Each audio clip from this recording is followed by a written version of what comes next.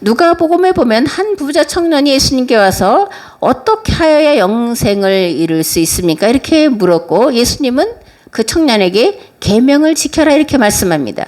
그러자 청년은 그것은 내가 어려서부터 다 지켰습니다. 이렇게 대답을 하죠. 그러니까 예수님은 너에게 한 가지 부족한 것이 있는데 가진 것을 다 팔아 가난한 자들에게 나눠주고 나를 따르라고 말씀하셨고 청년은 재산이 많은 거로 근심하며 예수님의 곁을 떠나갔다 이렇게 기록을 하고 있습니다. 부자 청년과 마찬가지로 사도 바울도 어려서부터 율법을 다 지켜 행하던 자였습니다. 그럼에도 불구하고 자신의 내면에서 들려오는 소리, 즉 지체 속에 또 다른 법이 있었는데 그것은 율법에 담긴 정신을 지켜 행하라는 소리였고 자신은 그 요구를 따를 수 없는 존재라는 것을 깨달았기 때문에 오라 나는 곤고한 자다라고 실토를 하고 있다라는 겁니다. 물극필반이에요. 차면 기우는 겁니다. 자신에 대한 철저한 실망, 즉 율법이 요구하는 것을 온전히 행할 수 없는 존재라는 것을 인정했을 때에 부활하신 예수님께서 그를 만나 주셨고 비로소 자기 의에서 벗어나 예수 그리스도의 의로 자유에 이르게 된 것이고 사도 바울은 이것을 행함으로가 아니라 믿음으로 구원받는다라고 말하고 있다라는 것을 우리가 알아야 합니다. 아멘. 사도 바울은 이렇게 고백합니다. 그러므로 이제 그리스도 예수 안에 있는 자에게는 결코 정죄함이 없나니 이는 그리스도 예수 안에 있는 생명의 성령의 법이 죄와 사망의 법에서 너를 해방하였습니다. 죄로 말미암아 자기 아들을 죄 있는 육신의 모양으로 보내어 육신의 죄를 정하사 육신을 따르지 않고 그 영을 따라 행하는 우리에게 율법의 요구가 이루어지게 하려 하심이니라. 아멘.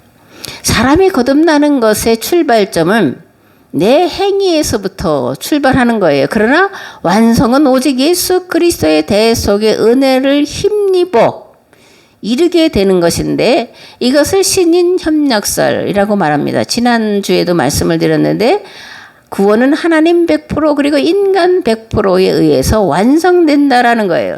성령은 우리의 연약함을 아시고 우리로 하여금 율법의 요구를 행할 수 있도록 도우시는 보혜사신데 먼저 우리가 나 자신의 연약함, 내가 하나님의 율법이 요구하는 바대로 그 정신과 의미와 목적을 따라 행할 수 없음을 인정하고 회개하고 하나님의 도우심을 구할 때 보혜사이신 성령께서 오셔서 율법이 요구하는 바를 행하도록 도우셔서 구원에 이르게 하신다라는 말씀입니다. 아멘.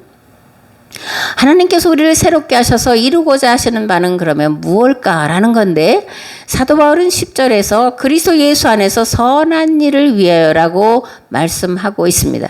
이것을 공동 번역으로 보면 하나님께서 미리 마련하신 대로 선한 생활을 하도록 그리스도 예수님을 통해서 창조하신 작품입니다 라는 말인데 즉 성도는 예수 그리스도의 대속의 은혜로 새롭게 창조된 사람이라는 것이 그것을 신생 또는 중생이라고 하는데 겉모습이 변하는 것을 말하는 것이 아니라 속사람이 변화된 것을 말하는 겁니다. 아멘.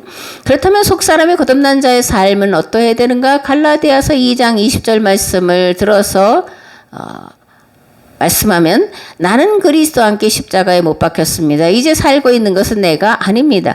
그리스도께서 내 안에서 살고 계십니다. 내가 지금 육신 안에서 살고 있는 삶은 나를 사랑하셔서 나를 위하여 자기 몸을 내어주신 하나님의 아들을 믿는 믿음 안에서 살아가는 것입니다.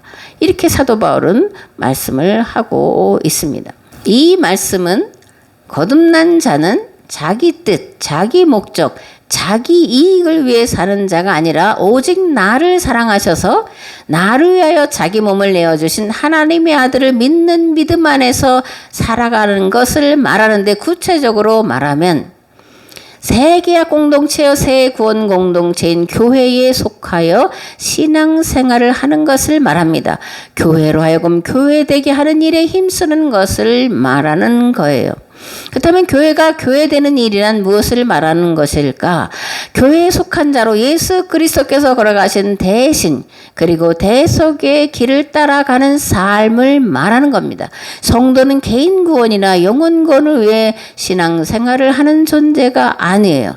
나만을 위한 존재가 아니라 공동체를 위한 존재라는 겁니다. 교회는 예수 그리스도의 몸이요 성도는 교회의 몸인 그리스도에게 붙어있는 각각의 지체들이에요. 그러므로 교회에 충성하고 연합하는 것은 곧 예수님께 충성하는 것이요 예수님과 연합하는 것입니다. 예수님과 연합한 자로서 마땅히 예수님이 교회에 위임하신 세상 만물의 구원을 위해 애쓰고 힘써 말씀을 따라 행하며 살아가는 것입니다. 이것이 구원받은 공동체에 모인 교회와 성도에 마땅히 해야 될 그런 자세라는 겁니다. 하나님의 꿈은 모든 인류가 하나님의 법 테두리 안에서 어떤 차별이나 차등 없이 누구나 골고루 행복하게 사는 거예요. 서로 섬기기를 먼저 하고 서로 사랑하기를 먼저 하며 사는 겁니다.